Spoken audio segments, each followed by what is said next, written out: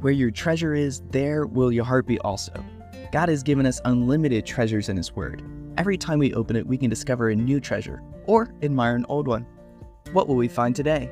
Here's Carla Early with Treasure Hunt in the Word. Have you ever felt like you just don't fit in? I can think of countless situations when I felt that way. Excluded instead of included. On the outside looking in. Alone in a crowd.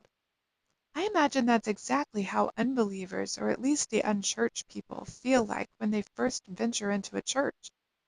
But once they believe, it should feel like coming home. Back in Bible days, the law excluded a pretty large group of people, the Gentiles. The Old Testament calls them foreigners. That meant anyone who wasn't a Jew. Anyone born into a Jewish family, well, they were automatically in. Anyone who wasn't was out. Under certain circumstances, a Gentile could become a Jew, but only after circumcision if you were a male, or sometimes, but not always, marrying into a Jewish family if you were a female, like Rahab and Ruth did. Otherwise, you were excluded. Gentiles couldn't participate in Passover, and if they came to the temple, they weren't allowed past the outer court. And that, in Jesus' day, was crowded with money changers and animal sellers, especially at Passover. No one could worship there.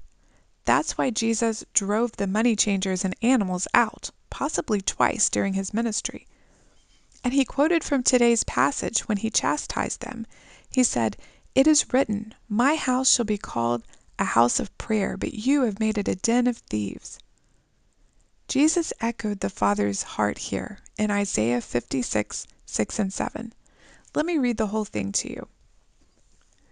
"Also the sons of the foreigner who join themselves to the Lord to serve him, and to love the name of the Lord, to be his servants, everyone who keeps from defiling the Sabbath and holds fast my covenant, even them I will bring to my holy mountain, and make them joyful in my house of prayer. Their burnt offerings and their sacrifices will be accepted on my altar, for my house shall be called a house of prayer for all nations." They would be accepted, not just blessed. And unless you're Jewish, we all fit into that Gentile category. We are those that 1 Peter 2:10 talks about, who were once not a people, but are now the people of God, who had not obtained mercy, but now have obtained mercy. Of course, that also includes everyone who has rebelled against the Lord, and that's all of us. We've all been outcasts. But listen to what it says about us. The Lord God, who gathers the outcast of Israel, says, "Yet I will gather to him others besides those who are gathered to him."